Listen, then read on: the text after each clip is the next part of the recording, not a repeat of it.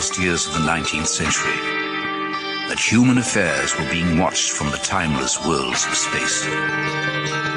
No one could have dreamed we were being scrutinized as someone with a microscope studies creatures that swarm and multiply in a drop of water. Few men even considered the possibility of life on other planets. And yet, across the gulf of space, minds immeasurably superior to ours regarded this Earth with envious eyes. And slowly and surely, they drew their plans against us.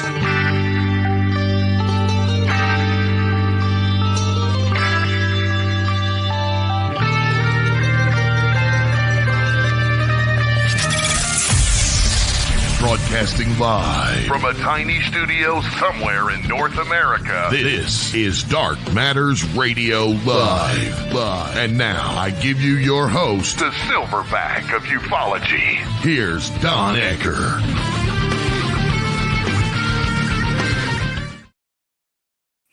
Well, ladies and gentlemen, greetings and welcome back. Yes, this is a brand new live broadcast of Dark Matters Radio. I probably ought to give you an explanation of where I've been the last few weeks. I've been having, unfortunately, some back problems that really had me laid up. Thank heaven it's getting much, much better. Not completely out of the woods yet, but hey, we're moving right along, and tonight we're going to have a very exceptional show, I think. Our guest is going to be Commander Cobra, although just a couple of minutes ago, he contacted our producer, Skywatcher, to tell him he very might well be running a few minutes late.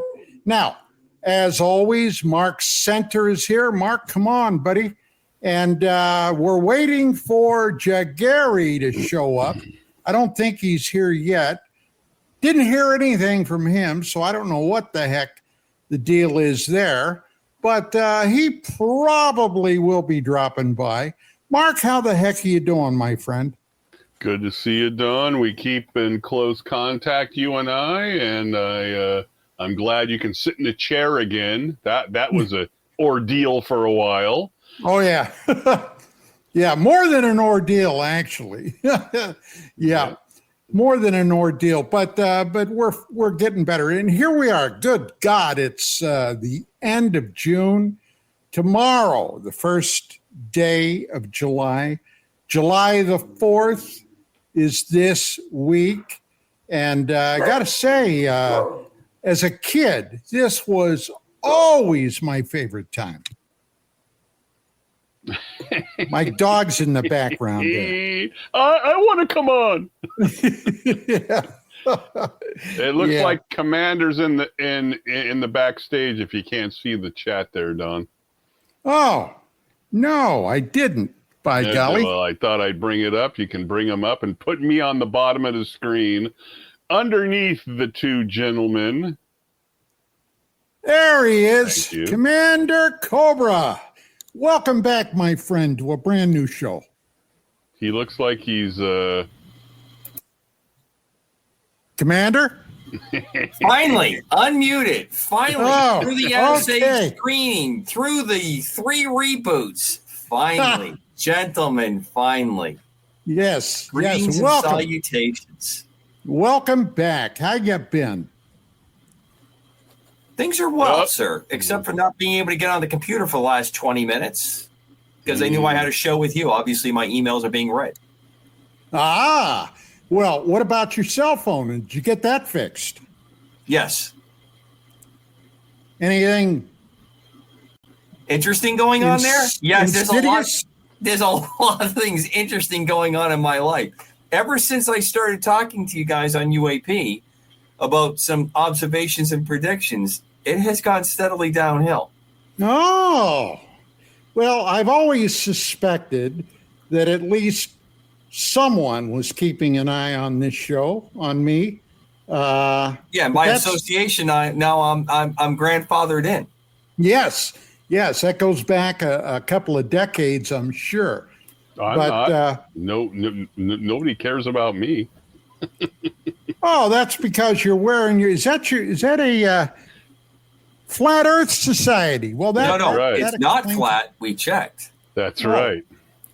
Drives me crazy, Don. It drives me crazy. I can't get past watching these people tell me that the Earth is flat, there's a firmament, and we didn't go to the moon. It drives me crazy. I can't stop, Don. You need to talk to the ones that have talked to me that we did go to the moon, even though the Earth is flat. Oh, well, that's... And then all that celestial mechanics isn't what's going on there. It's all, arranged. I think I'll stay where I'm at. Thanks But for the invitation. Let me brag just a little bit. I'm the guy that discovered that when they went to the moon, they were all packing heat. Yeah. Yeah, packing heat. 45 caliber pistols, according to NASA. But hold on. Let's see if I can find it for you. Hold on. Keep talking. You can never know when you might need an equalizer, Don. That's true. But there you go. But they told me it was in case when they were coming back from the moon that something happened and they landed in the jungle. And I said, landed in the jungle? All those flights were landing in the ocean. Where did the jungle come from? Of course, they didn't have a good answer for that. So, well, things could go off. Things could go off course. I think that's a fairly reasonable explanation. I don't think that the unpleasant one is they didn't want to talk about having to maybe take somebody else out. And of course, the other part is they didn't want to talk about the possibilities. Like they had, didn't they have cyanide or some kind of capsules? I have no idea. Oh, that I know for sure. Yeah, there was some kind of, if things went bad and they didn't want to, go through the very long end, I think that they had that capability. And of course, well, that would make sense. I discussed the letter. I mean, President Nixon had a letter that if it didn't work, he already had all the prepared remarks for. Right. What did it say there?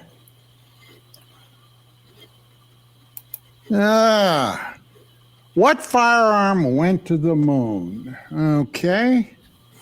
Do they say?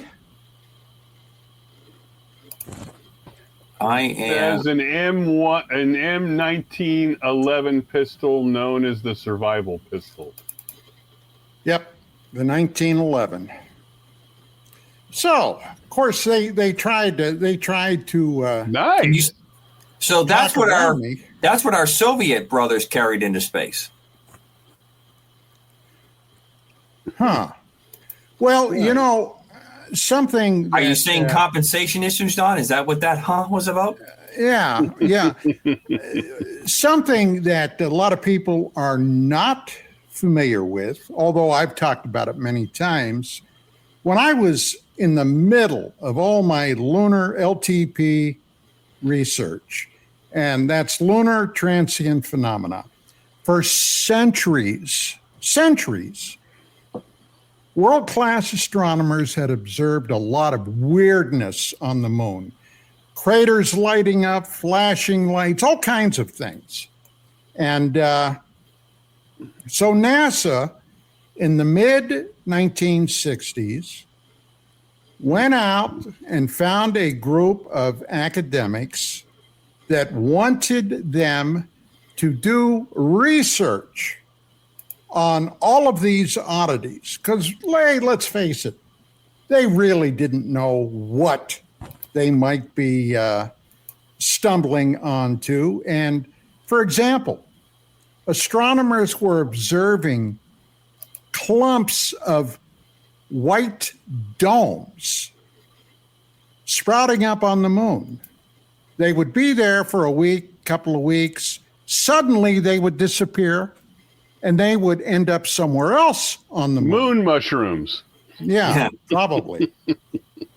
Well, I think they suspected, this is my speculation, that there might have been another presence on the moon. And I'm pretty sure that is still valid today. But with that being said, I think that's really the real reason they were armed when they went to the moon. But once again, speculation. NASA maintains, well, in case they landed in the jungle, they had to have a way of protecting themselves. Yeah, right. Okay. And then I had somebody else tell me, well, you couldn't shoot a gun on the moon. And I said, why not? Well, there's no air up there. I said, do you know how a gun works? Okay, the cartridge has a propellant in it. A spark from the cap, when you pull the trigger, ignites the propellant. It's gas. Of course they can shoot on the moon. Whoa. I don't mean to go back to high school physics, but how are you going to ignite if there's no oxygen? You don't need oxygen. Of course you do. It provides its own series of gases. Wait a minute. How are you going to burn? How are you going to burn in space? Now, you've shot a few guns in your time, haven't you? Yes, I'm not opposed to it. I think okay. All right. You've shot a few. You know darned well that when the cap is busted, it creates a spark that automatically ignites. And that spark is consuming oxygen around it. All right, you explain to me then how it works.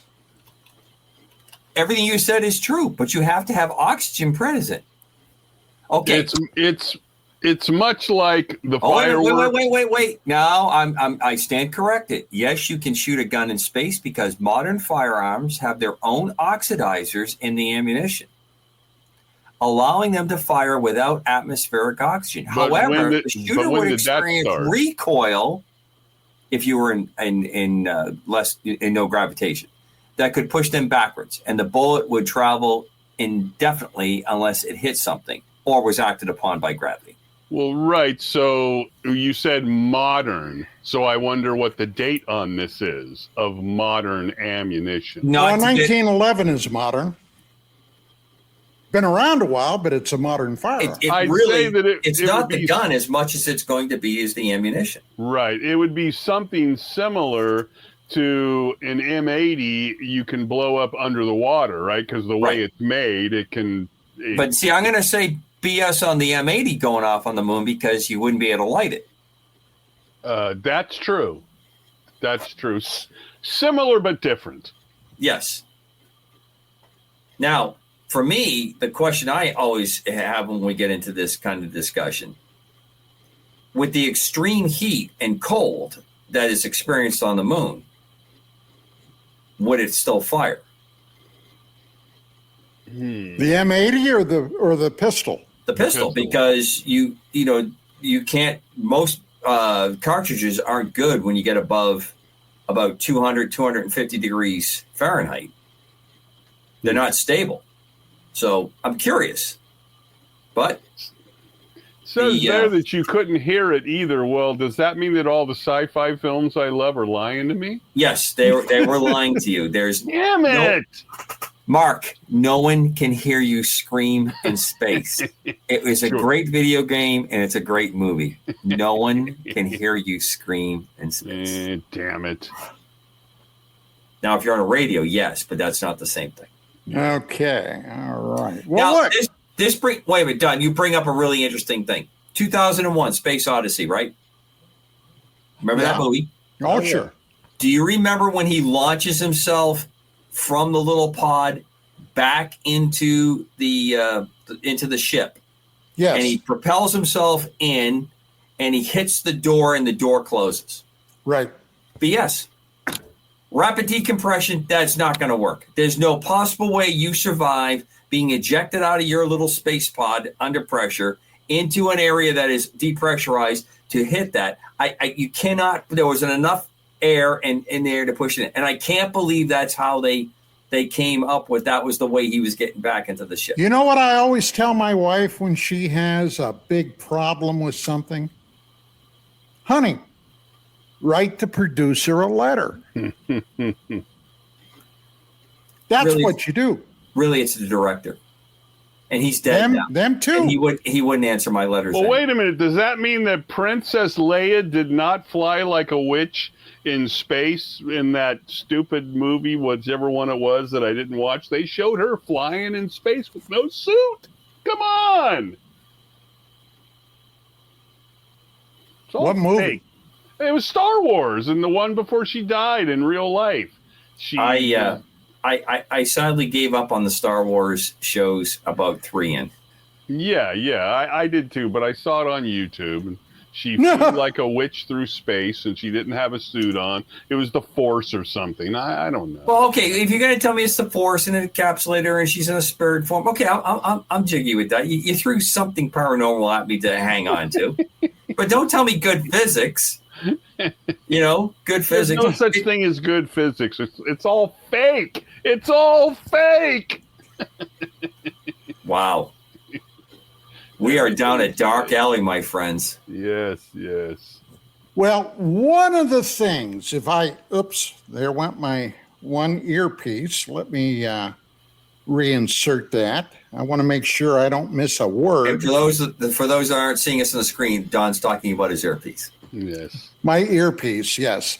That's the only insertion that's going on. Just want to make sure that's clear. Past Thursday on UAP Crossfire with Commander Cobra, Padre Carlson, and Chris DiPerno, we had, I thought, an absolutely stellar show. We got very deeply. Whoa! I got to call you, stellar. Are you like trying to bring the whole space thing in there? Is that what that was? Why not? Oh, good.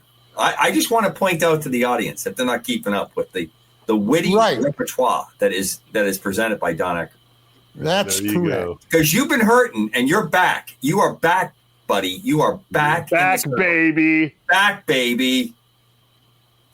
Yeah, well, it's like I just said at the beginning of the show. I'm still not entirely out of the woods, but I'm a lot more out of the woods than I was a week or two ago, let me tell you. But anyway. Wait a minute, Mark. How far can Don Ecker run into the woods? It depends on who's chasing him. Halfway. The other half he's running out. Go ahead, Don. I didn't mean to take, but I just felt like I had to throw that in there. I'm about ready to turn the damn show over to you, Cobra. That's what I'm did you hear about President Trump? What he announced? No. What? He's putting a golf course in Iran. Oh, yeah. They've already got the first 3 holes. They put the first 3 holes in it. Now, Mark said something to me right before the show that concerning that little peccadillo over there we had. Apparently, Iran has issued a fatwa against President Trump and Benjamin Netanyahu. They apparently didn't learn much, did they?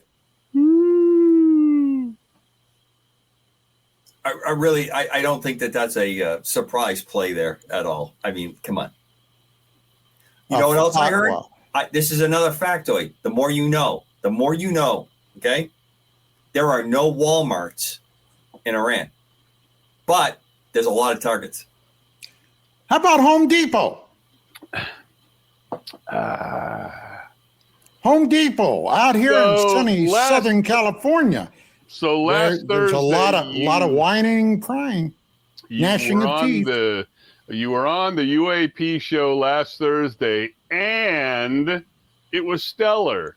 And okay, Mark, there's an angel in heaven that just broke a seal, and Mark is bringing us back to the main line. I'm waiting. It's the sign of the apocalypse. This is one of the signs. An angel that looks like Carrie Fisher apparently is breaking a seal in heaven. Okay, go ahead, Mark. Go ahead, Don. I'm sorry. Well, we were talking about, among other things, the subterfuge that the American military and the intelligence communities of this country conducted in order to get those B-2s in there unmolested, never seen coming or leaving. And then we started talking about, well, you know what? A lot of those same techniques, I believe, are being used on the disclosure movement. Now, absolutely. Commander, what do you say about that? You've got, my experience in military intelligence is a long time ago, but you are much more recent. What do you say about that? So, first, I think it was an absolutely fantastic use of deception. I mean, it has a negative connotation because it's being used in ways that we're not happy about, especially when we talk about UAPs, UFOs, and the activities that we think the government's in. And it's also great grist for a lot of popular entertainment. But when we talk about what happened during Midnight Hammer, it was phenomenal. Absolutely phenomenal how they did that. And they effectively have used John Boyd, the colonel that created the OODA loop, talks about getting inside the decision cycle so that you can observe and orient, and then you can react, and then you reassess and you work yourself through that. And that cycle is how you do anything that's going to defeat or you're successful in any endeavor that you're doing. So to throw that off, and the media is so rabid for throwing that kind of information out, it was, to me, masterful. And it provided extra layers of security, maybe not even so much for the B-2s as much as it did for all the other aircraft that were involved, F-22s, F-35s, and then the Generation 4 aircraft that do not have very good stealth capabilities. So that worked. And we've done that in the past. You feint. Also, we've talked for years, Don, about the open source intelligence gathering that's going on. Because of our addiction to social media, our addiction. In fact, I heard a very sad story just within the last couple of days. Young co-pilot on an airplane, FAA inspector is in the cockpit. FAA inspectors can step on any airplane at any time and sit in the cockpit to observe what is going on in the cockpit. They do it fairly frequently. And it's to make sure that what's going on in the cockpit is following the rules. They're taxiing away. It's an airline flight.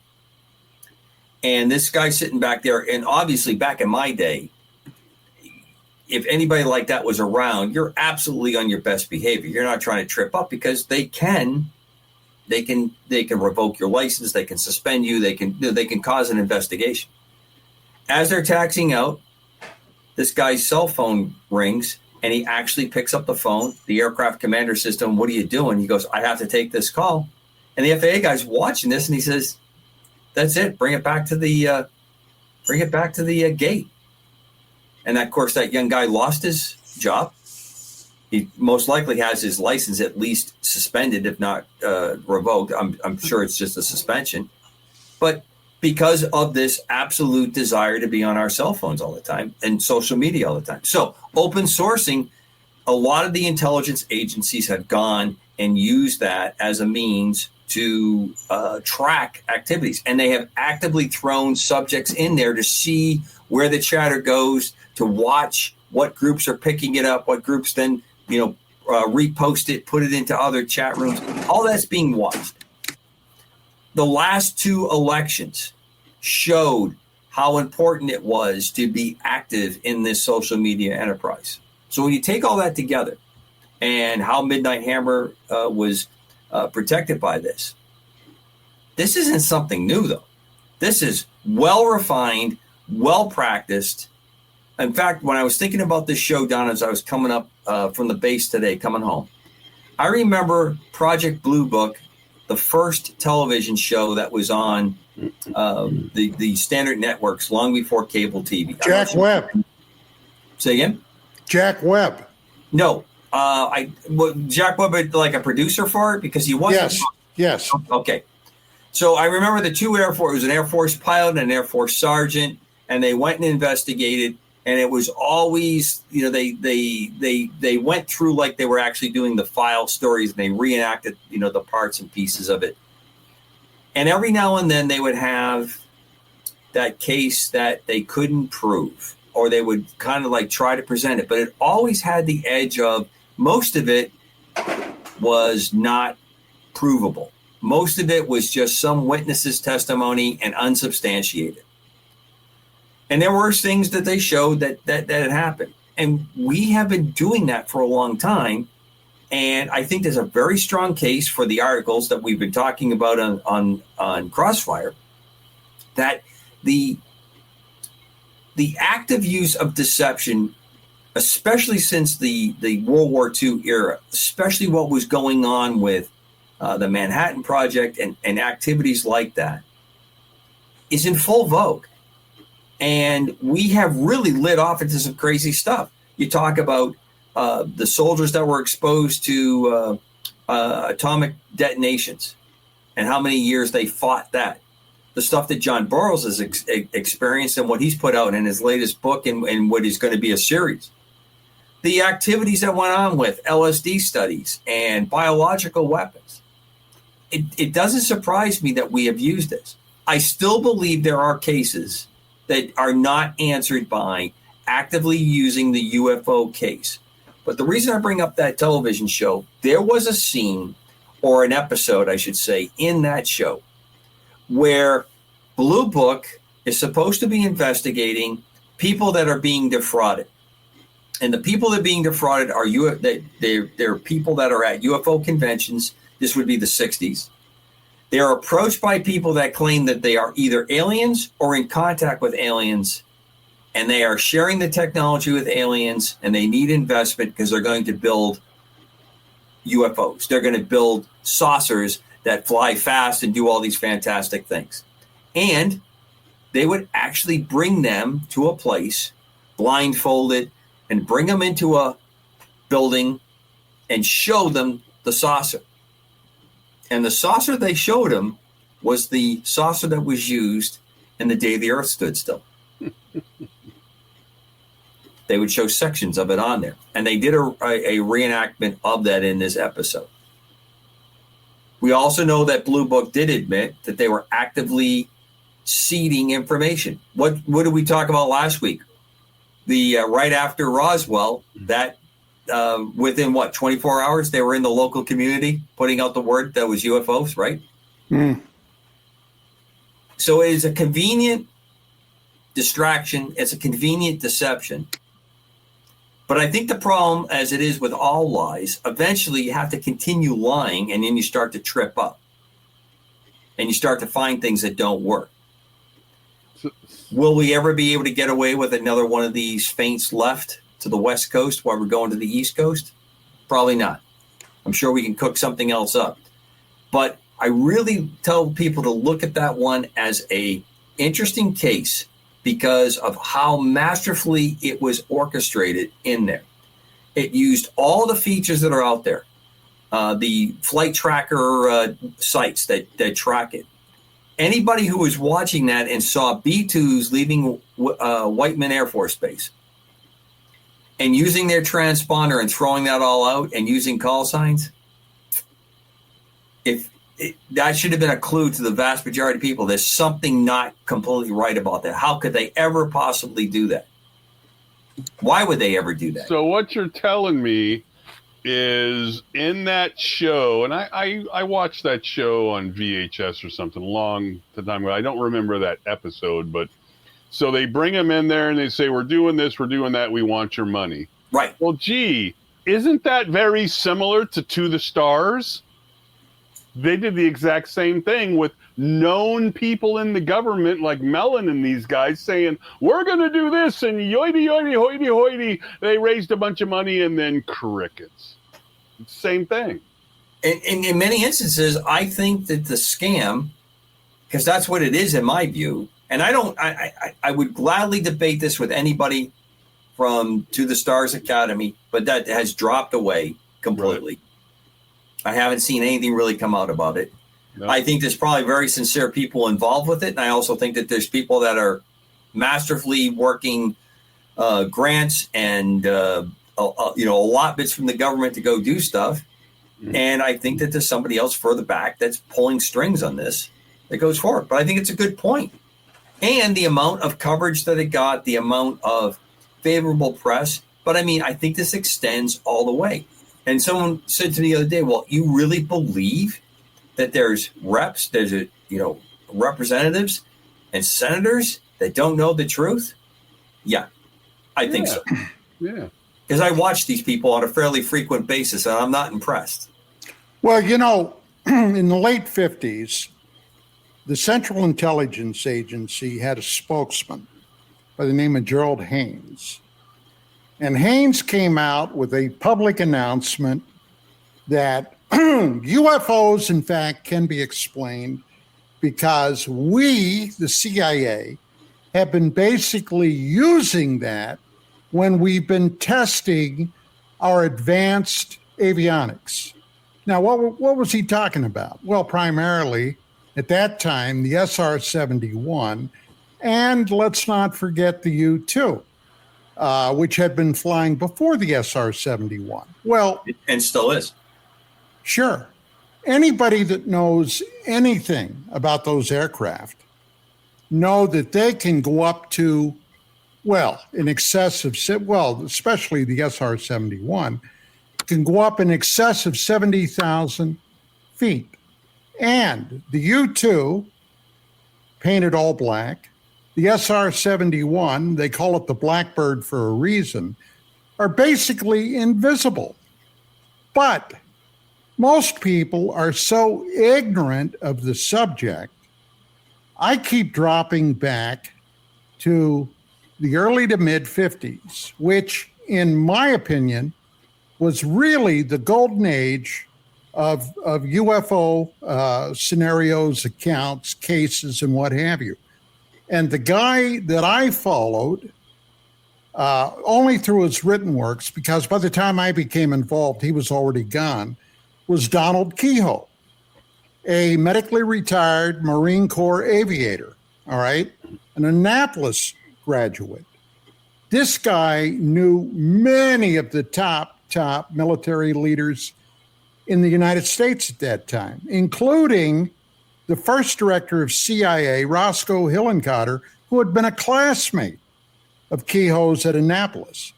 There was one case, and I don't know if you guys are familiar with it, but it happened around 52, 53, where a huge object was flying over the Gulf of Mexico. Now, at that time, the Air Force had... I'm sorry, Mr. Ecker. Yes. I just got a quick message that came up. That's the Gulf of America. I just wanted to... Point of order. Point of order. Someone in Washington, Washington that cannot be named was checking the show and just sent me a quick message. You're right. I just wanted to put that in there. Mea culpa. Okay. I think using Spanish at this time is probably not helping. Okay. All right. Mea culpa. Well, anyway. Oh, that's true. That's Latin. Pardon me. Yes. The Air Force had converted a B-29 into an early AWACS platform. Right. Okay. Now, this 29 observed this huge craft suddenly shoot up into the sky while it was recovering a couple of dozen discs that were following it up. Real case. Right. Absolutely. A real case. That's just one of many. But most people today are totally ignorant of that. Now, Don, why are people ignorant of this? We have the greatest tool at our fingertips. We are broadcasting on this tool. Why are people ignorant of this? Too lazy to do any research is my opinion. I think you hit upon something that is part of this deception, part of this process that's going on. We have people down. We are really now grouped into it. I'm very guilty of it myself now. How often do you go on to your favorite sites, especially if they're news, look at those sites, right, and read headlines, really don't dig into the story. If you're Mrs. Cobra, you go right to the comments because she seems to get the title, maybe the first sentence, and then what's going on in the comments, and actually finds that more entertaining because how quickly the comments, go down some kind of rabbit hole departure off of it and the enjoyment factor. My point is, though, I think smart folks, conniving folks know, and we're being conditioned to this. TikTok does that. Look at TikTok in the United States and TikTok in China. TikTok in the PRC has stuff about physics and chemistry and math. And we're showing people putting Tide Pods in their mouth as a challenge, or dumping ice cold water over themselves. And it's some kind of important social statement that's going on. People have harnessed the fact that we have dumbed ourselves down. And I think this was part of why we went through what we did in COVID. And I don't want to invoke YouTube for those that are watching the show on YouTube and get in trouble again with that. But step back and critically think. We don't like critical thinking. And the reason I bring that up is there is almost a limitless amount of information that's available on the internet right now, if you're willing to poke around and compare and contrast between a couple sites, couple entries to figure out what's what. And I think we've really been pulled into this hole. Well, you have to remember that during the COOF, that the statement was made over and over again by certain media platforms that the phrase "to do your own research" was like a dog whistle. It was a joke. Do your own research. You got to listen to the science. Don't do your own research, right? Right.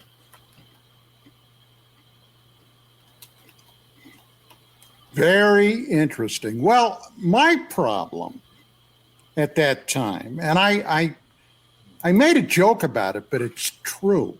I actually did it. I was so outraged by the fact that you were supposedly, in order to go out anywhere, you had to have that damn mask on. And people, as a matter of fact, one guy, and you all would recognize his name if I mentioned it, I'm not gonna, said that the virus was so tiny, so infinitesimal, it would go right through the mask. Okay, so basically the mask didn't do a damn thing. So one day I was going out somewhere, and quite honestly, and this does happen occasionally, I got a wild hair up my ass. And I said, okay, I got 2 coffee filters out. And I put them over my face, and I used duct tape to secure them. And that's what I wore outside. And I waited for anybody to come up to me and ask me about that, because I was ready. Not a word. Nobody said squat. So that told me a lot right there. I wanted to ask Cobra something. Now, I assume the story of the Israelis when they hacked into the pagers and they could make them explode, I assume that's a true story. I saw videos of them exploding. So old technology, amazing that they were able to do that. So that story came and went way quicker than I thought it would, because that was like, wow, personal explosions, right? Like, oh my God. So I'm wondering if you had any sort of thoughts on how they made those explode, and could you do something like that to cell phones? And if you could do something like that to cell phones, then how much further harder or difficult would it be to implant and upload information into anybody's cell phone then of UAP videos or some weirdness to make people kind of like go a little bit bonkers because they're doing it to the cell phone? Because it seemed to me impossible to blow up pagers like that. I'm not a tech guy, not like that, but they did it. And it's like, well, how far does something like that go? So, Mark, Give me, let's see, where are we on time? All right, we tracking time here. All right, so here is a very quick kind of encapsulation. Number one, the whole cell phone thing, or excuse me, the pager thing, is an extension of two key events. One is early on, the Mossad, this is in the 80s, had gotten inside the physical residences of a number of terrorist leaders. And they put a small plastic explosive in the hand receiver, the handset of the old standard telephone. And it didn't take a lot. It was a very small amount. But when you put it up to the side of your head, it doesn't take a lot. And quite honestly, the shape of the phone allows to have a very good receptacle for projecting the energy right into the head and take the person out. Right. So the joke became for a while when they were knocking people off left and right. I think it even went as far as some of the phones that were replaced, they had already put that in there and put it in so cleverly that it was not detectable. No one would answer their phone. They would have some underling actually pick the phone up and answer it. Now, Mossad being Mossad, they were waiting to hear the right voice. It got to the point where some people wouldn't talk on the phone. Now, not only were they trying to take people out and decapitate, at the top, it disrupted communications. Now, during our time in Afghanistan and Iraq, that part of the world, especially Iraq, especially Afghanistan, did not have a lot of landlines. But they went all in. They made a huge leap into cellular technology because it's a lot easier. You put up cell towers. You don't have to have wires. You don't lay wires down for telephone exchanges. You go to this cellular capability. And very quickly, we figured out how to exploit that. GPS positioning. You can do a rho theta, which is a angular distance, and then a degree, that being the rho and the theta being the distance. You could start to pinpoint when people are up on the phone net.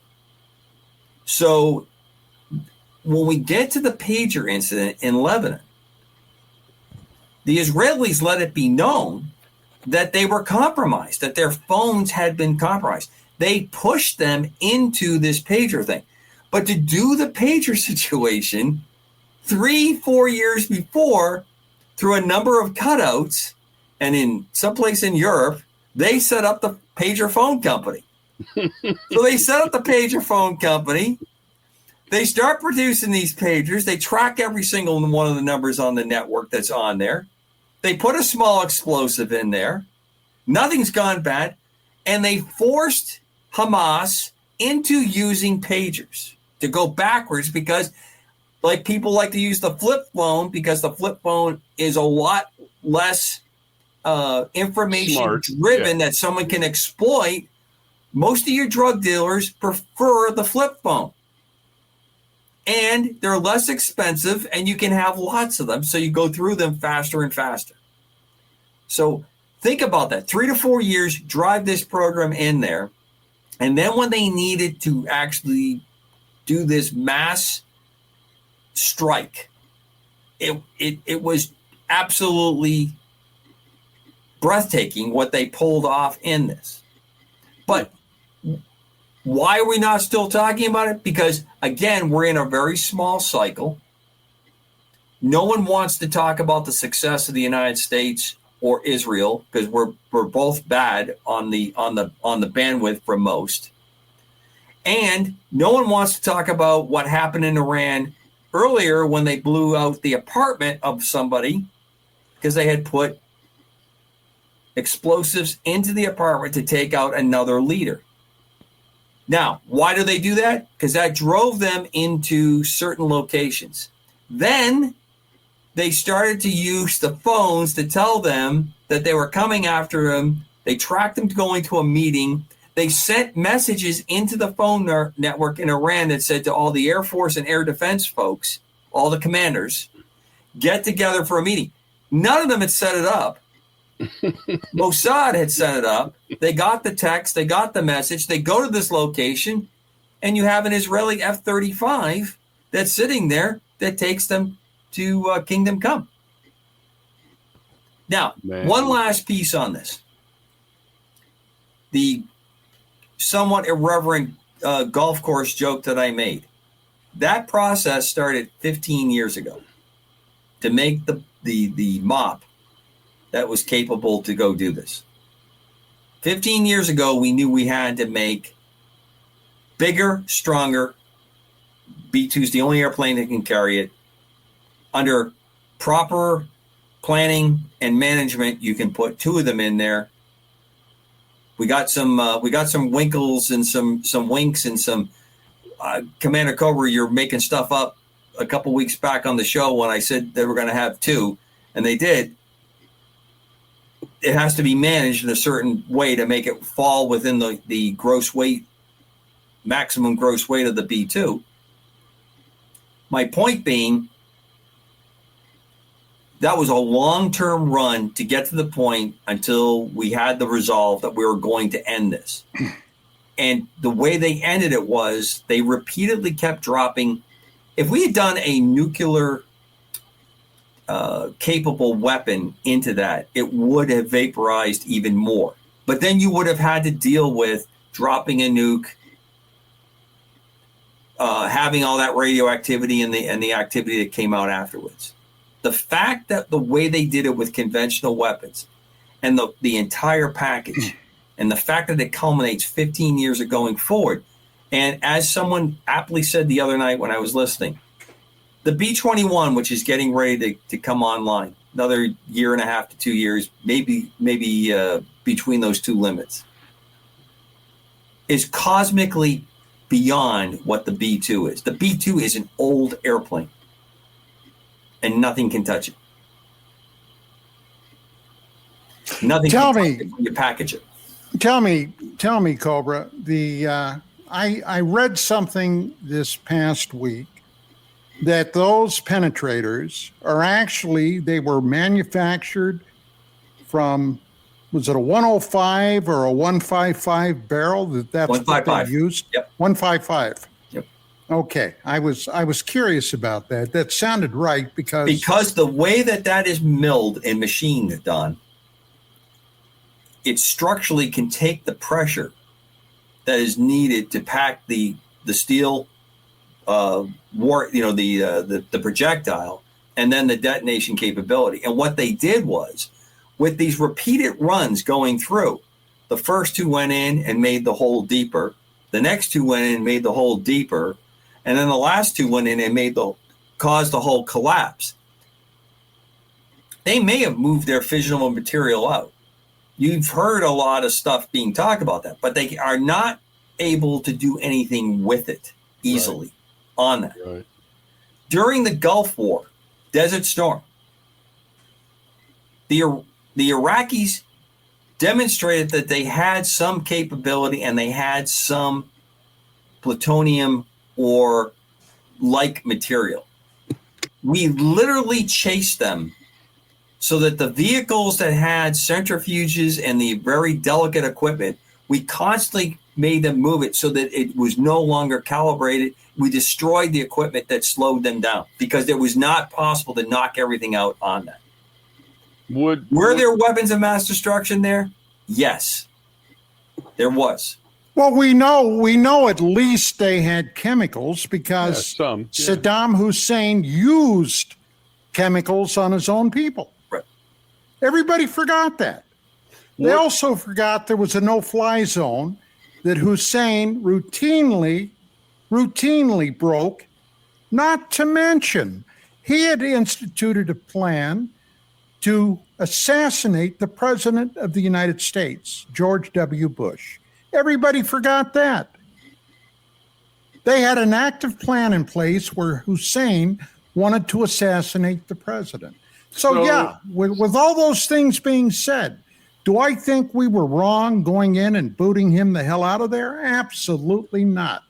I'm going to say that the way we executed it, after spending about 6.5 years of my life there, we absolutely did. We didn't do a good job. And that is the last thing I will leave. I know we're running up hard up against the break. So I'll just say this. the way that President Trump just shut this down with no boots on the ground, pull this crap again, and we're going to do it again, to me, is the way to do it. Would you say regarding the decision on the surface to use either a nuke to glassify it or do what they did, could you say that the social response to nukes is so horrible at this point that would have something to do with the decision?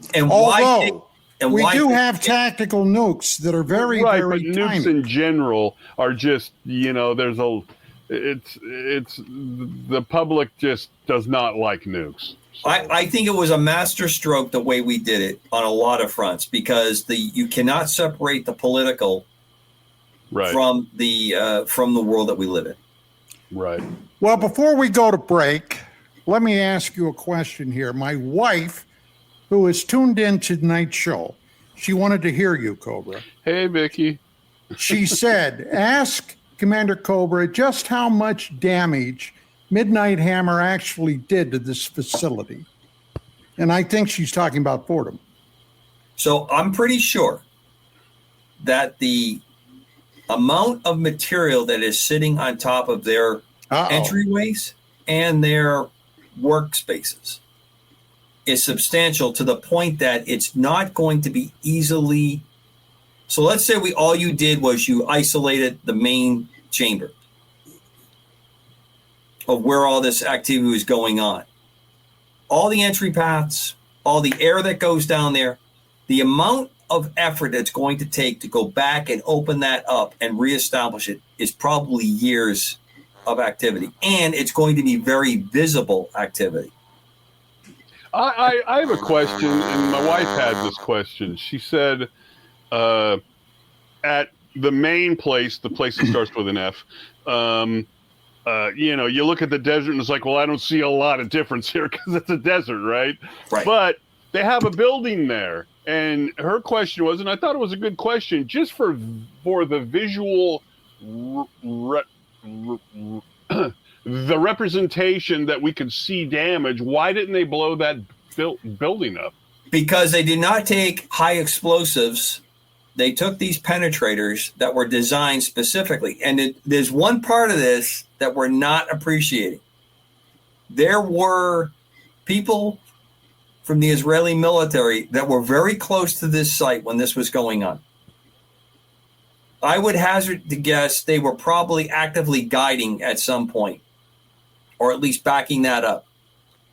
And the Iranians were so concerned about this that they were bringing in truckloads of dirt trying to protect the entryways so that they would not suffer a commando raid or have some kind of an entry into that. They were worried about that. Remember, the Israelis have set up with the resistance in Iran. They were doing attacks with drones. They were doing attacks. It's full spectrum on that.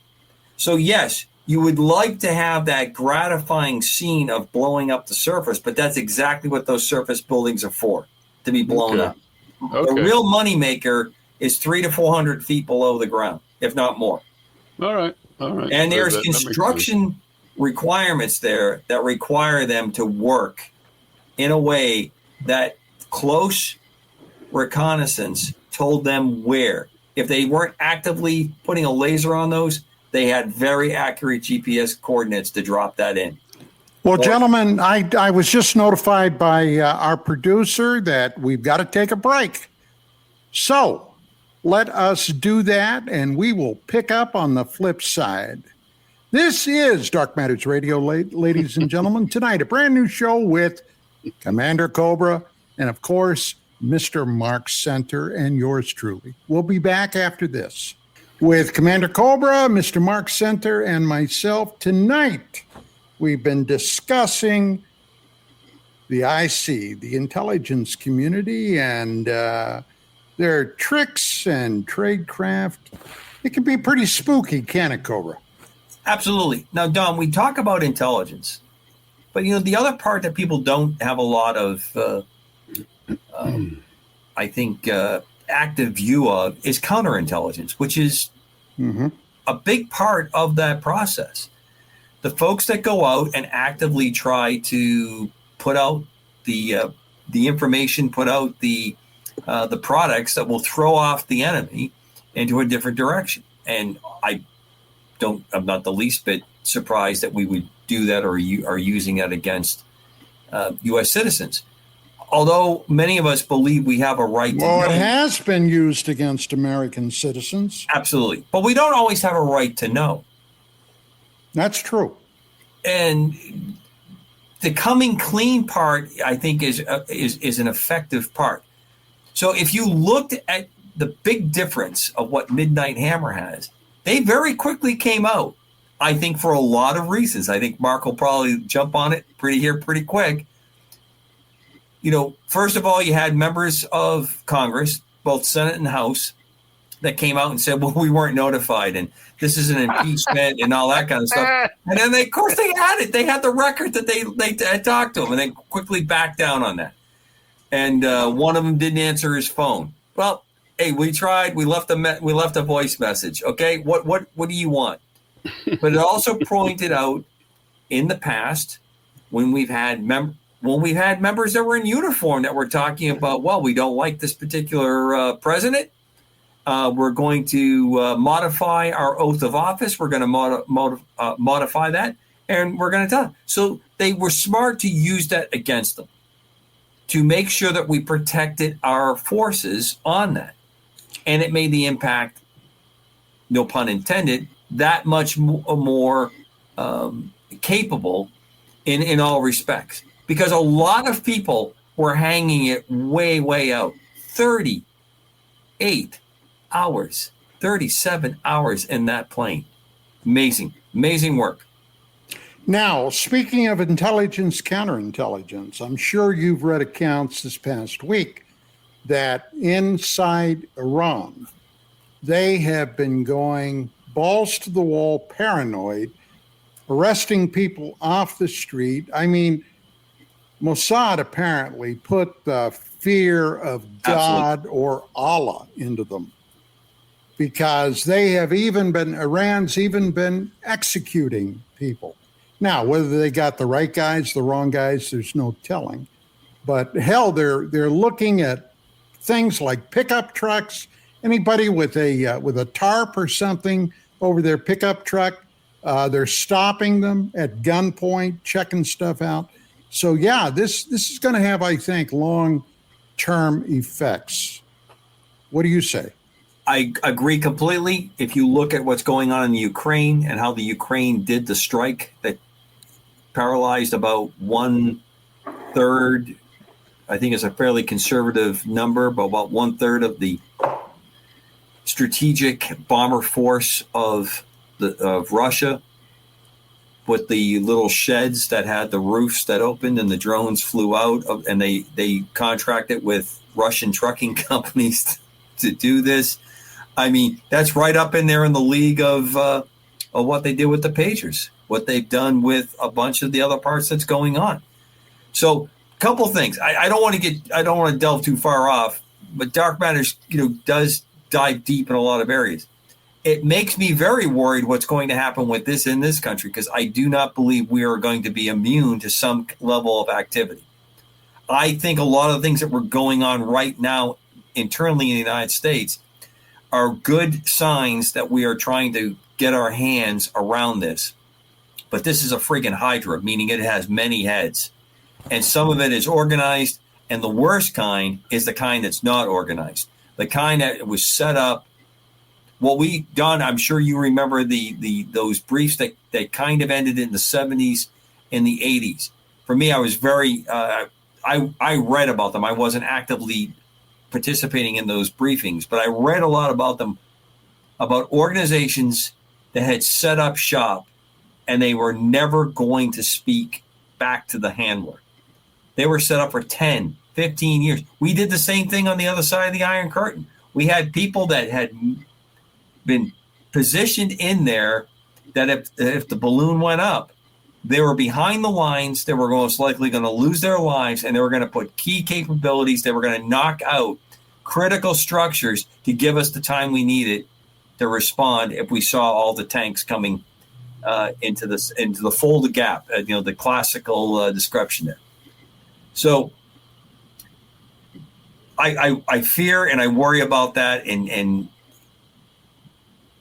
we're at a precipice that any kind of event like that will really topple the world economy, and I think that's the reason why you see things like the PRC, the EU, everyone getting together and go, okay, we have pushed too far. We do need to come to the bargaining table to try to straighten it out. But you have players that aren't responding to that. You have players that were set up and let go a long time ago. And if they think this is the opportunity to do whatever, religious reasons or all the way down to they're just unhappy individuals, that may be where we're at.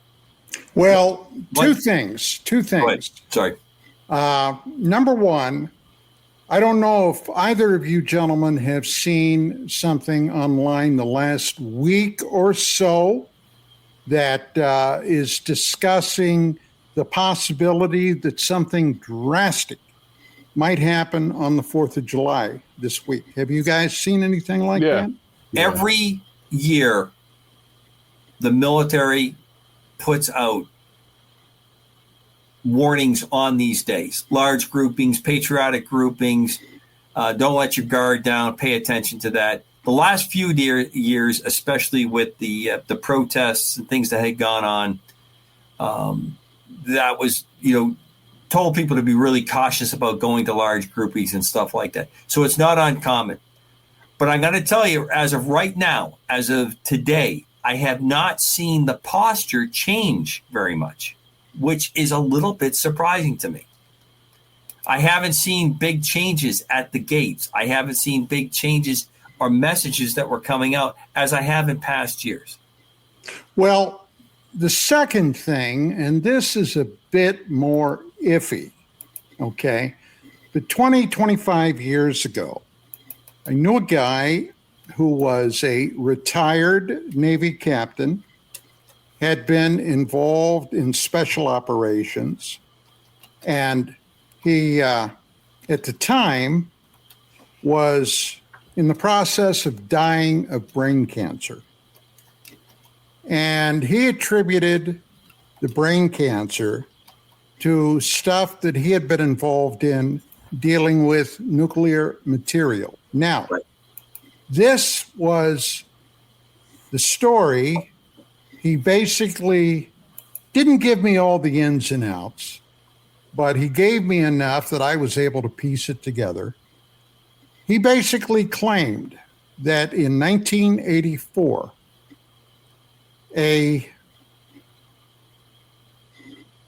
I'm not going to say who, but it involved a particular religion, had basically smuggled a nuclear device into Los Angeles during the Olympics.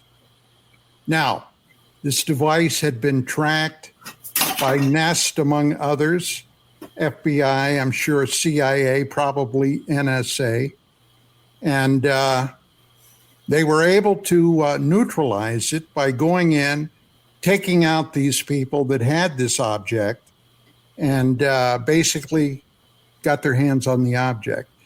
Have you ever heard anything along those lines? Yes.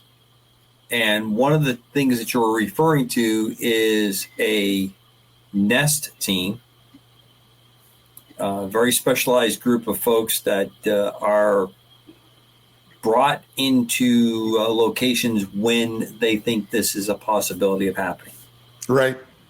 They are specialized EOD type folks, and then I tell you some of the highly classified and very black. Right, and it extends. It goes full range. It can be something as like this event that you're describing, to just moving something and there's an accident or materials get lost. If you remember when we were going through the whole Northeast Corridor drone UAS thing that was going on and what the hell is going on, there was a lot of reports of NEST teams being activated into that. And that immediately brought everyone's heart rate and blood pressure up what was going on with that. Again, another masterful deception thing that was going on there. We talked about it back at the time, Don, and I'm convinced that was just one possible way that they were looking at trying to change whatever was going on with the election at that point. And again, love, hate President Trump, love, hate President Biden. I'm not talking about that aspect. I'm talking about step back and look at this puppet show that's going on around us.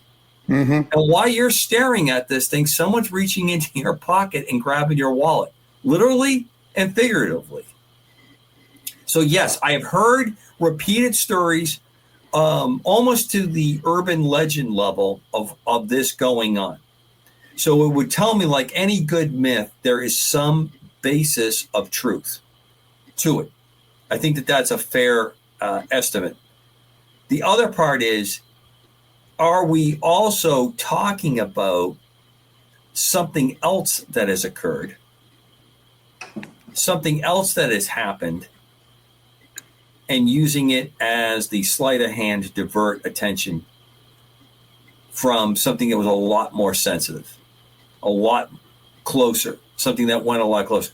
Think about how many times we have lost nuclear bombs. Oh, off the coast of Spain. Deuce, I was just thinking about that H-bomb they lost, and they never found the damn thing. How about the one when the guy lost it? It fell out of the airplane. Fell. I love the way I'm talking like I'm not a pilot. It fell out of the airplane when they were departing, coming. I think it was out of Albuquerque, New Mexico. Luckily, It didn't harm. The fact the pilot actually flew the defensive position so that when he flew and brought the plane up and around, he would have his tail to the blast. Just because that's how he was trained to do that when it parted the plane. They were able to go to recover it. There was a really fun movie there with John Travolta, Christian Slater. Yeah, and Howie Long. Yeah. Where they basically stole the weapons. They were going to sell them, and they had a B-2 in it. It had the Nest team in it. It had the EMP going up. I mean, that movie's got a lot of great stuff in it. I'm not a real big director movie woo. He just Gun Fu, baby, come on! It's just a little bit too stylish on the stuff, but it's a fun movie. But it really. We've had a lot of those cases that have gone on, and we've buried that stuff effectively. Now, bringing it back to what we talk on Thursdays and what we were talking about at the beginning of the show, Skywatcher he'll bring it up on the screen here real quick. This is probably one of the best articles. It came out about 3-4 days ago. Popular Mechanics has thrown out a really good piece on the active deception of what is going on with by the government, by the Pentagon, on UFOs. And it's titled, "To Hide Top Secret Weapons, the Pentagon Planted Myths About UFOs at Area 51, and Then Things Spun Out of Control." It's a really good article. If anybody can't figure out how to get a hold of it online, Popular Mechanics, just drop me an email and I will send you the link. Gladly send you the link. It's a very well-written article. It's not extra long. It gives what I think is a pretty good synopsis of where we're at and what we've talked about the last couple of weeks. Well, I can tell you when the George Knapp broke the Bob Lazar stories, 88, 89. We made a number of trips. The magazine, UFO magazine, made a number of trips out to the Area 51 area. As a matter of fact, later, when the massive blockbuster movie Independence Day, ID4, broke, we had been covering that movie quite a bit in the magazine. Both my wife, Vicki, and I were then invited speakers to go out to Area 51, and that's when the state of Nevada changed the highway designation of 375 to the ET Highway, which runs past Area 51. Now, who in the hell would want to live out there is anybody's guess, because I've been out there, and I got to tell you, there's not much to keep somebody planted there, except for maybe the Little Alien. Okay, if you like to go down there and drink cold beer, but anything else, nah. But talking about deception and misdirection, for a long time, that was basically a tourist destination. From people literally all around the world would go out there. There were people that would take tours out to Area 51. And I'll never forget, we were contacted at the magazine by somebody who said, you know, I had the most amazing thing happen. I was out there driving past where the black mailbox is, famous, landmark there. And as we're driving down the road, going, average speed, suddenly a 6-foot-tall Wile E. Coyote from the cartoons, okay, the Roadrunner, Wile E. Coyote, suddenly popped up, and it was standing there watching us as we drive past. Now, what the hell was that?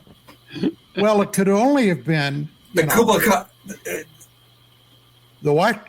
Isn't it that the Mexican the Chupacabra? Chupacabra. Obvious. Yeah, I saw that on an X-Files. Next stop. Yeah, but now, they play games. Within the previous 12 hours, had you consumed anything that had mushrooms in it? No. These are just standard questions that we need to ask on the opening part of the interview. Sure. So regarding UAPs and misinformation, do you guys think it's rank amateurism or something else is going on with the increasingly they've been increasing their release of videos, or as Jaime Musan would say, videos, and stills that immediately get debunked, right? And it seems to be either they're doing it on purpose or they're just lame asses and they're just throwing it out there for clicks. I think it's both. Mark, I think it's both. I think what you have going on here is that you have, your upper tier folks that are running this, and they're letting. I am convinced. I don't know what Bob Lazar saw, but I do know one thing. I am almost positive that if you put him on a polygraph or something test like that, he is convinced what he saw is real, and he would speak about it in a way that would indicate truthfulness. Sure. I really think that. And there have been people that this has happened to where they have experienced something, and if it happened or it didn't is not germane to the part that I'm talking about. They believe it has happened. And I'm sure we've all met folks that will lie enough that they'll convince themselves that it's the truth. I'm sure every one of us has met someone like that in our life. If you're I've been to Lazar's house several times. Right. And I've interviewed him in his den. Okay. Now, when I did, I utilized my, and I jokingly call it my active bullshit detector that I used when I was a cop. Okay. Never once did I ever detect in Bob Lazar an attempt to BS me about anything. Well, that's fine, but I'll always go back to his education, Don. Nobody's ever tried to pin him down on his education, Knapp or anybody, at least publicly. Nobody, ever. They seem to actively play along with kind of a crazy resume. Right. Oh, well, we've used these techniques to try to ascertain if he was out at Area 51 because other people have seen stuff, yada, yada, yada. Nothing about his education. Nothing. And it's like, dude. And quite honestly, to dismiss it, Mark, you really hit a really important point. But again, I'm starting to believe that this is all part of the game. Right. Okay, that this is not a by mistake or an oh, by the way. This is an active part of the plan. That you have these. It's sort of like when you're watching one of those made-for-TV movies, and you're pretty sure you know who did the murder or who the bad guy is or what the outcome's going to be, and then later on you go through. Well, wait a minute. In that first 15 minutes, they did this. A really good one, everything lines up, right? You can go back.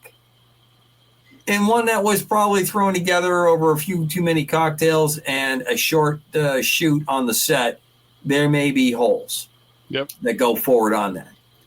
And I think that's purposely done. Again, in the same area, we now have the ability, we have people making movies of 10 to 15 minutes long, putting them on the internet almost instantly after they've done their edit on their smartphone or their. And we've yet to really capture unbelievable, phenomenal pictures that we actually captured more when we had Instamatic cameras and silver halide crystals on film that we had to develop. So my point is, you have to give some quarter to this discussion to realize that we're being played in some areas. And most importantly, I think that there are parts that are not easily explained. Don brings up the fact that the way the SR-71 takes off and lands leaves very little doubt if you're anywhere near the launch and recovery, what's going on there. As well as the fact that it flies very high, very fast, and not easily seen by anything but maybe the most advanced radars that are available to go look at it. That doesn't cover all the explanations of what are covered, all the occurrences that go on, because often what I see is we have had other technology. John Lair of blessed memory was really convinced that he had been around and seen some of the things that went on with the Manta, the TR-3, and I think that he makes a very good, or he did make a very good case about some of the things that were around that. I know that when people were flying at exercises at Nellis, if they got too close to Area 51 and the infamous box, as we used to talk about it was right on the map. It literally was a box on the map. The controllers get really, really upset that they had gotten too close. Now, one of the things that were going on was the Red Eagles. The Red Eagles was flying Soviet airplanes against U.S. airplanes, and the Red Eagles were out there doing that, and it was such a critical secret that they were more than happy to have anything going around it with the UFO activity around it or anything else to throw off that. In fact, when General Bond was killed in a crash, they were very quick to trying to straighten out what it was. He actually died in one of those aircraft because it was very hard to maintain those airplanes without access to the spare parts. A lot of things had to be cobbled together to go for it. It was critical for us to be able to exploit flying our airplanes against frontline Soviet products that were being flown by the then Soviet Union, as well as all the other countries that were their proxies. So that was a secret that they wanted to keep. The absolute creme de la creme that I was around for was the F-117. Wasn't picked up on radar. They had A7s that were painted black. They would put an A7 in front. They would put an A7 behind, and the F-117 would fly in the middle because conventional radars, air traffic control radars, could not pick them up. They didn't want them to pick them up, and they wanted the public to see the A7s. Did I ever tell you about an intelligence, counterintelligence operation that was mounted against a guy I knew that worked at Aerojet? He's still around. Lee Graham is his name. And back in those days, Lee was a genuine pain in the tuchus for the United States Air Force. He had gone on a crusade, okay, where he literally, Deuce, snowed them under with FOIA requests on all kinds of things. Well, somewhere in the chain of command, they got upset about that. So 3 men visited Lee Graham's workplace at Aerojet. Now, you know who Aerojet is, right? Absolutely. Okay. They went out there. One was identified as an FBI agent.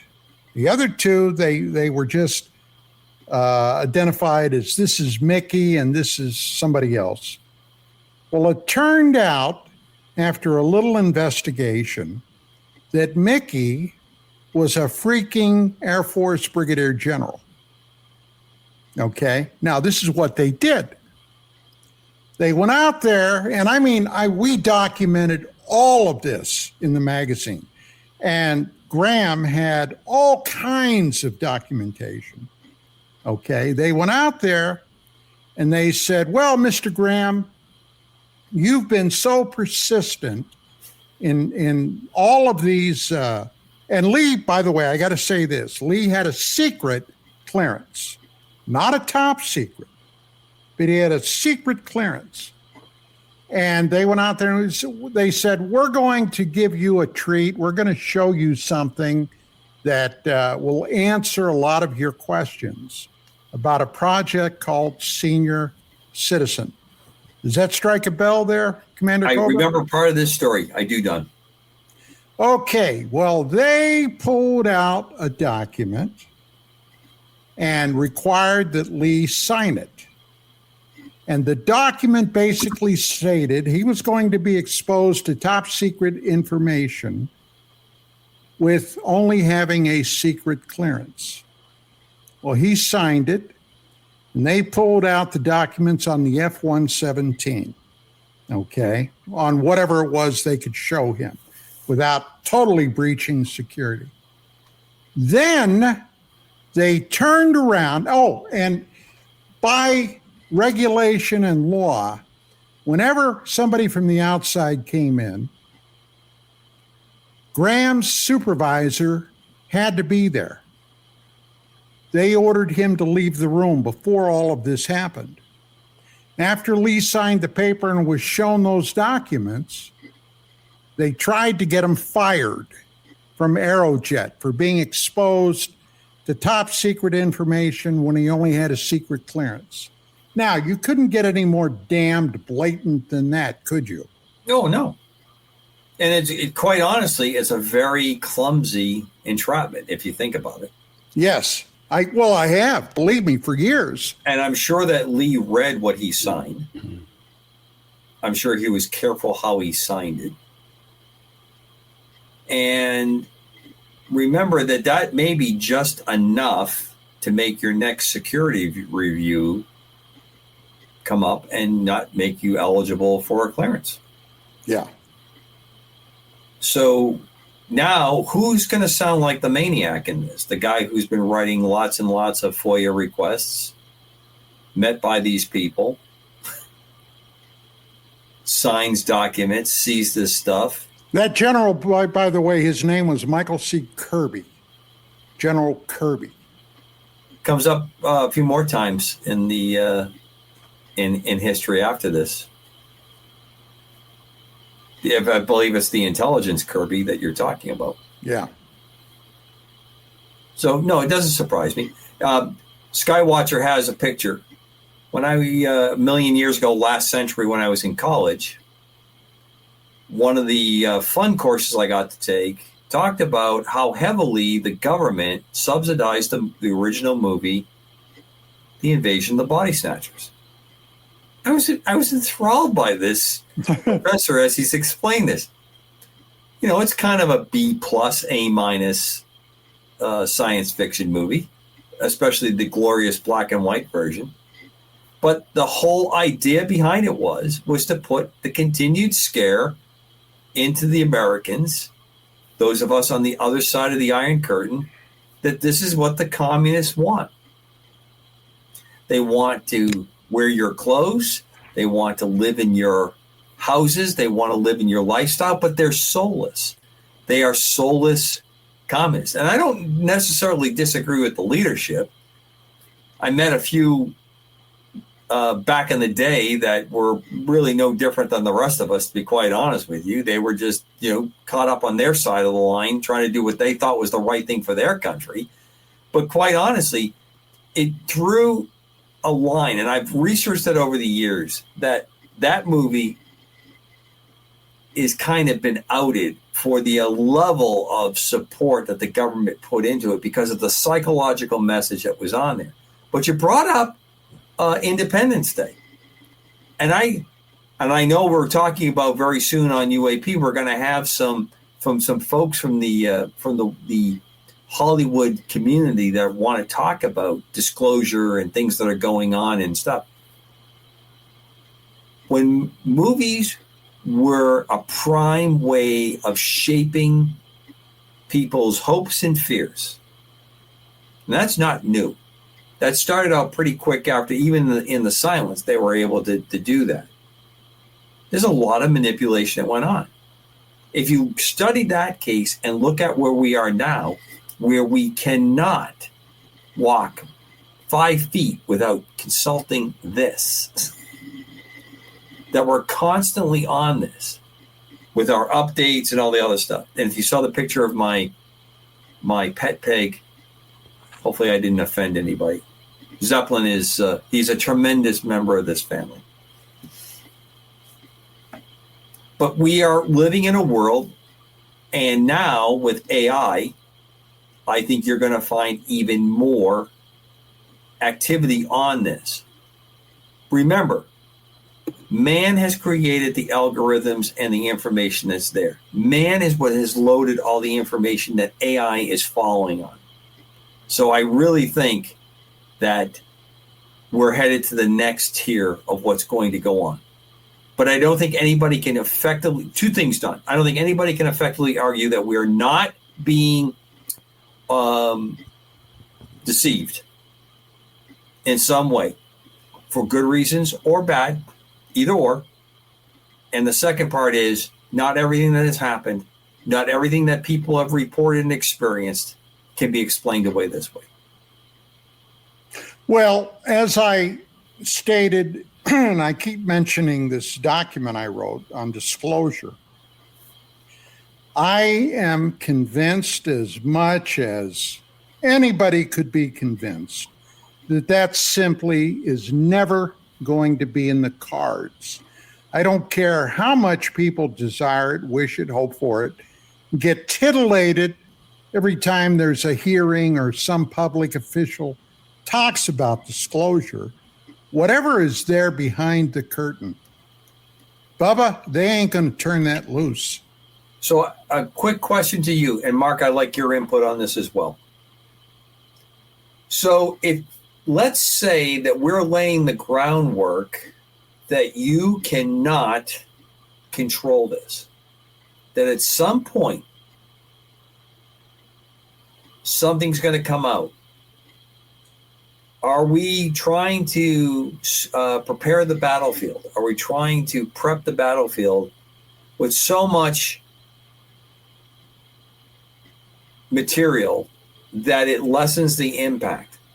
Much like what happened during Midnight Hammer, I'm still not convinced that was by accident, that someone put the DIA report out early. I think that was partially to find folks that are not doing what they're supposed to on the military side, on the government side. How difficult would it be to track that down, that source?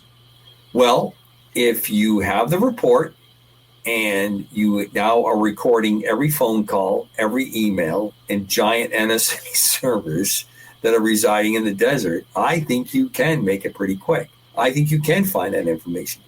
And I'm not unconvinced. Double negative, I know. Sorry for those in Iowa that they're going to write me emails about my improper use of the language, the King's language. I am not unconvinced that may have been on purpose, because the retort, the presentation, the vehement and I think completely justified rundown of that was intentional. I don't think that was by mistake. And Mark, well, I think that goes back to your earlier question that I don't think I fully answered. I think the attacks were highly, highly effective. I do believe it obliterated what Iran could do on a large scale. Well, you would think that a document like that, in the parlance that I was around and the jobs that I had, everybody's CC'd, right?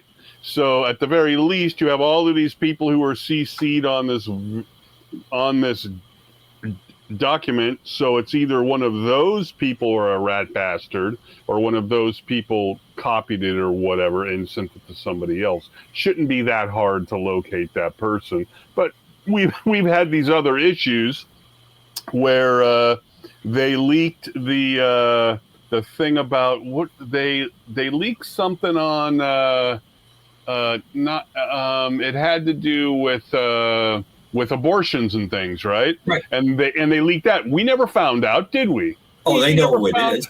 They know who it is. They absolutely positively know who it is. Right, but we're never going to know, because they're not going to tell us. I don't know what to make of that. Well, it basically comes down to the mushroom syndrome. Yeah. The idea, keep you in the dark, feed you copious amounts of BS, and there you go. You got mushrooms. Mm-hmm. So I've heard there's some show called 9 Line. I have no idea what that is. Yeah, so that's the show that I've been trying to launch for quite a while, and thanks to the good offices of Bill, that's the logo that the station worked up.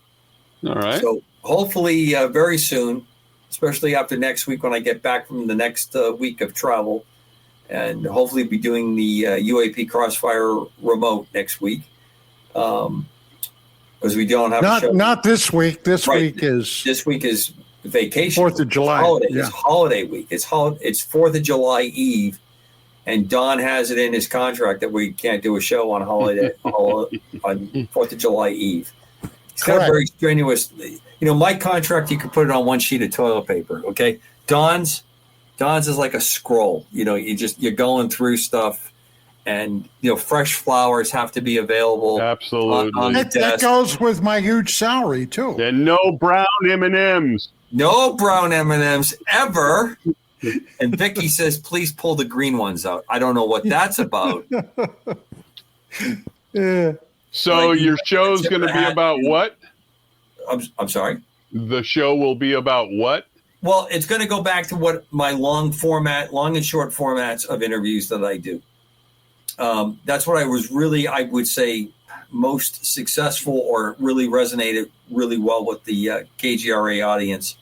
I would just have folks on hour, 2 hours, and that's kind of how the format I'm going to go with, on a wide ranging of subjects.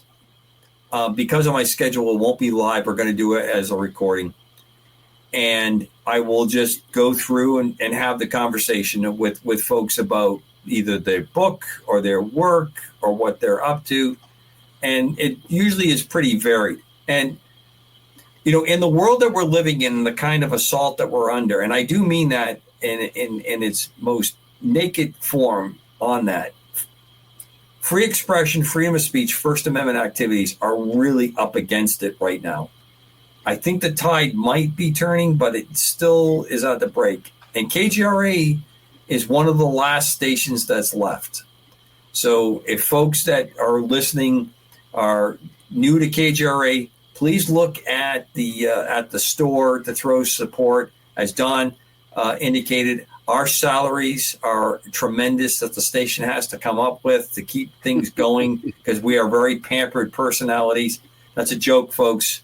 Most of us donate our time to this, but we have great people like Skywatcher and the other producers that work extremely hard to produce the shows and get them on there and keep the trains running on time. And that is a critical part about that, what goes on.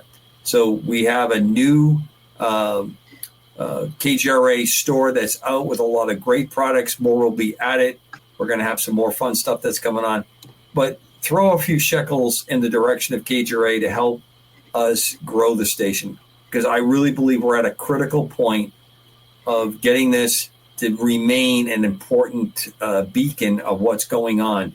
And hopefully some of the other stations that have twinkled off will be able to come on, or new ones will be grown. And I really say this with a lot of passion, because this, I always refer to my audience as the greatest on the planet, and they are. The interactions that I had with people are long-term. I have mourned the loss of every one of the folks that I knew over the years that have passed. Tremendous people. And also, I would love people to drop me an email so that I can really get on Don Ecker about publishing in book format, Y3K compliant book format. That in Y3K, someone could peel back a page and actually read the written words on some kind of paper, as opposed to just the electronic format. Mark, don't you think it would be great if Don took some of his papers, some of the things that he has shared with us, and put them to papyrus? I have talked to him about this over the last almost 20 years, about the opportunities that he has with stuff he's already done. But you know what? I do understand that he's got dogs to feed and a wife to keep happy. And I get it. I get it. You know.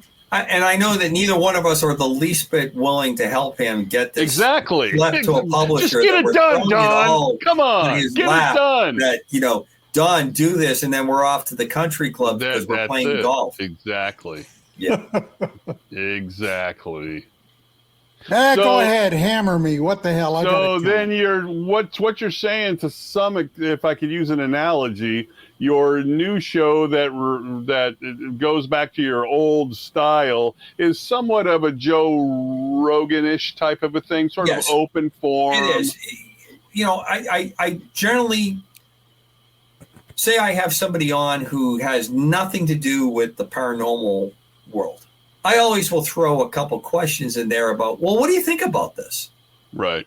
Because I want to hear what they think about what is happening. And I've had some very interesting responses. One of my favorites was a World War II aviator who flew B-24s, probably the most complex bomber of World War II. Also, the aircraft that the United States produced in the greatest numbers, believe it or not, was the B-24.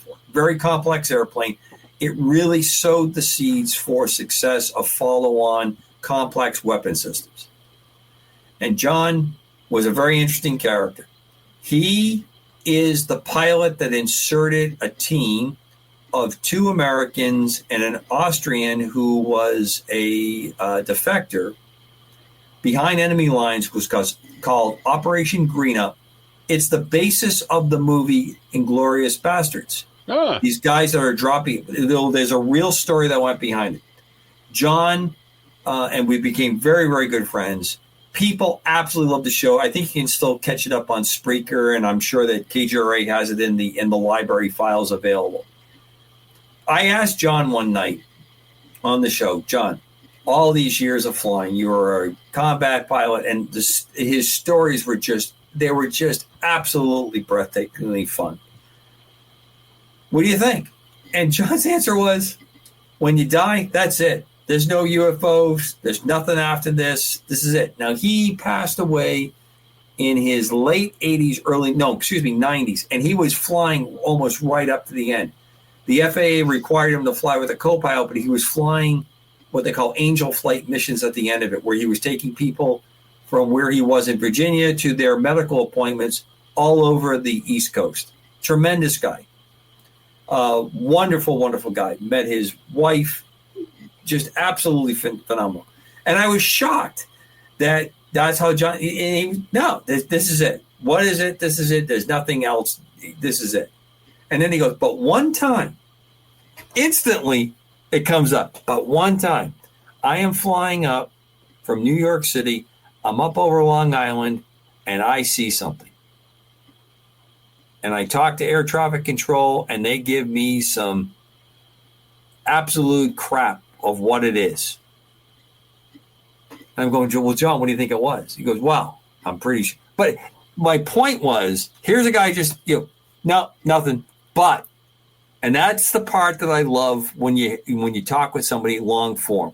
And Don knows what I'm talking about because he did it in interviews. If anybody's ever picked up a UFO magazine from the day, there is the real fun when and to me the real reveal when you ask somebody and you get the but. I did see this, which goes back to what's the difference between a fairy tale and a sea story.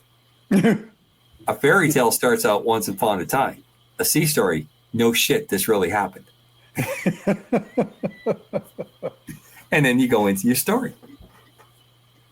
Of course, there's always, I'm not saying with you, but one of the problems with Rogan is that he'll go down the Art Bell kind of a path and let guys come on and just spew horse shit. And he doesn't know enough about it, be it Greer or anybody. He really doesn't know enough about it to call them out, or at least even ask some decent questions about what they're talking about to try to counter what they're spewing. And that's not you, but there's a possibility. Well, remember though, we have a situation, Mark, that there's a certain amount of, you have to maintain, you have to have some, showmanship on this. Yeah. And I really never appreciated Joe Rogan until probably the last 2 years, because he grew, or maybe I just grew with him, or I grew to appreciate it. He delved into stuff, and he's willing to explore that. But as you said, when you give somebody a platform, you do have to be ready to. Well, what are you talking about? Back that up a little bit. Where are you coming up with that? And that's not quite where we always land. Right. It's just that he's had hours with Corbell and other people like that, and they'll make these highfalutin claims, or there's holes in the story like the Lazar education. None of that will ever come up because it's education first. Well, let me tell you, as somebody that's been broadcasting and interviewing people on the radio, or, the real radio, the internet stations. Before KGRA-DB, I was on Cyberstation USA, went around the globe, okay? But all those years of broadcasting, after a while, okay, I would become sometimes a bit irascible when I felt somebody was blowing smoke up my backside, and I'm not one to hide my frustration. So I think, as a result, a lot of these people, when I've gone to them and asked them to come on the show, they avoid me like smallpox, And I guess I've gotten kind of used to that. Mark, you know exactly what I'm talking about. Yeah, I've tried to get people. I gave up. I just gave up because, they don't want to be questioned. Greer's a good example. the hell are you going to do, Don? What the hell are you going to do? Well, I'm not going to change my modus operandi at this point. Incidentally, that was Latin too, Commander Cobra. Right. I mean, there's that whole thing about, I know that this came up on the Crossfire show to some extent. I didn't hear it, but the situation with Hal Puthoff and Scientology, where some people aren't willing to recognize or embrace the fact that as smart as that guy is, and with some of the work that he's done and all that, he was involved. He spent the money. He was married in the church, wrote for the magazine, and even after finding out about Xeno and the volcanoes and the DC-10s and the frozen bodies and the TNT, he still stayed in to be a operating Thetan 8. And he found out about all that horse shit in 3. And yet people just sort of poo-poo that as a over 30-year-old. He learns all of this stuff, and we are to believe that 10 years or whatever he spent in there, that information that he was involved with and gleaned and seemingly didn't raise anything in his brain to say, what the hell is this all about? That information, a PhD in Scientology is what I would call it, right, does not somewhat color his thinking process and possibly, beliefs after getting a PhD in Scientology and Xenu and all the rest. I'm blown away that people make excuses for this guy. Oh, well, no, he was either not into it or, he was just on, a side thing. And yeah, well, why did you spend all that money and time on it then? Just for kicks? And you got hitched in the church? Excuse me? But they're unwilling to call him out in public and say, what the hell is going on with your connection to Scientology? Well, it does have a pretty strong reputation of being a protective religious organization. Skywatcher had asked me in chat about John. It's John Billings. I sent him the link on John's obituary. For anybody that's interested, if he gets a chance, he can throw up the screen. If not, you can always just hit me up and I'll send you the information direct. Anybody's interested. Operation Green Up, John Billings. Nice. Incredible story. And like I said, it's probably one of my favorite interviews of all time. Well, gentlemen, we are down to the last 2 minutes of the show. Now Commander Don, Cobra. Is it good when the show goes that fast?